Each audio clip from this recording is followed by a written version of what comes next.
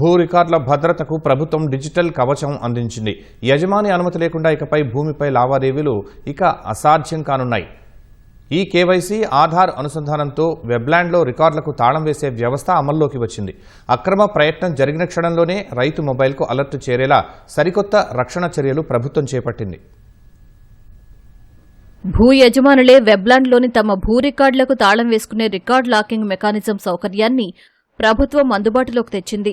ఒకసారి తాళం పడితే సదరు యజమాని అనుమతి లేకుండా ఆ భూమిపై మ్యూటేషన్లు, రిజిస్ట్రేషన్లు సాధ్యం కాదు. పట్టాదారుల హక్కుల్ని పరిరక్షించడం, అనధికార లావాదేవీల నిరోధమే దీని లక్ష్యం. ఈ విధానంలో పట్టా భూముల 1B అడంగల్ను స్వచ్ఛందంగా లాక్ చేసుకునే సౌకర్యం లభిస్తుంది. ఎవరైనా అక్రమంగా లావాదేవీ చేయాలని ప్రయత్నిస్తే వెంటనే సంబంధిత భూ యజమాని మొబైల్ ఫోన్కు సందేశం వెళుతుంది. స్వర్ణగ్రామ, స్వర్ణ వార్డు కార్యాలయాల్లో ఈ సేవను అందుబాటులోకి తెస్తూ రెవెన్యూ శాఖ ప్రత్యేక ప్రధాన కార్యదర్శి సాయి ప్రసాద్ మార్గదర్శకాలు జారీ చేశారు. కౌలుదారులకు సంబంధించిన సేవలపై ఈ లాకింగ్ ప్రభావం ఉండదని స్పష్టం చేశారు.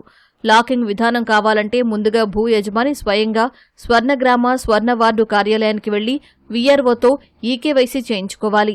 వేలిముద్ర, ఐరిస్, ముఖ ఆధారిత గుర్తింపు విధానంలో ఈ ప్రక్రియ చేపడతారు. ఓటీపీ ద్వారా ధృవీకరణకు అనుమతి ఉండదు. తొలుత వెబ్లాండ్లో యజమానికి సంబంధించిన భూ వివరాలు, అవి ఆధార్తో అనుసంధానమయ్యాయో లేదో పరిశీలిస్తారు. ఆధార్లోని పేరు, వెబ్లాండ్లో పట్టాదారు పేరు ఒకటిగా ఉండాలి. సక్రమంగా ఉంటే రికార్డుల్ని లాక్ చేసుకోవచ్చు. పేర్లు తేడా ఉంటే సరిపోలడం లేదన్న సందేశం వస్తుంది.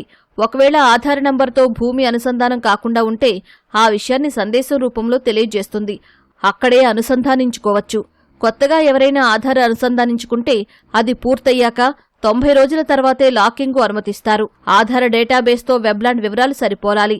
ఒక పట్టాదారు తన భూమిని మాత్రమే లాక్ చేయాలనుకుంటే సబ్ డివిజన్ చేయించుకోవాలి. 22A నిషేధిత ఆస్తుల జాబితాలు ఉన్న భూములకు లాకింగ్ వర్తించదు. పట్టాదారు మరణిస్తే ఫ్యామిలీ మెంబర్ సర్టిఫికెట్లోని కుటుంబ సభ్యులంతా భూ రికార్డుని అన్లాక్ చేయడానికి సమ్మతి తెలియజేయాలి.